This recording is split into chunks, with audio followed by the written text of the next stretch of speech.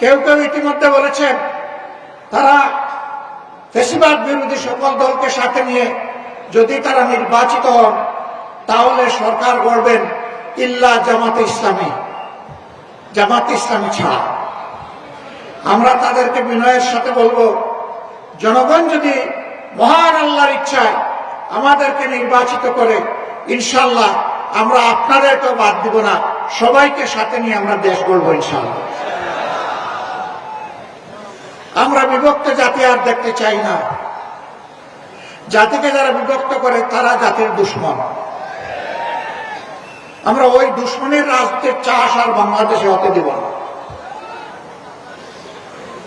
কিছু লোক প্রপাগান্ডা ছড়ায়, জামাতে ইসলামী তো কোনোদিন সরকার চালায় নাই।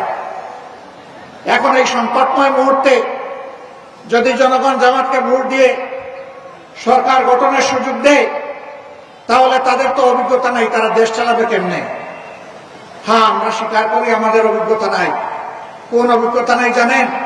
জনগণের সম্পদ চুরি করার অভিজ্ঞতা আমাদের নেই।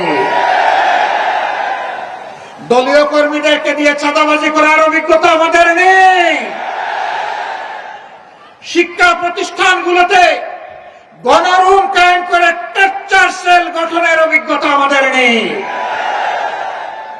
সর্বপর্যায়ে মাথা থেকে পায়ের কথা দুর্নীতি করার অভিজ্ঞতা আমাদের নেই।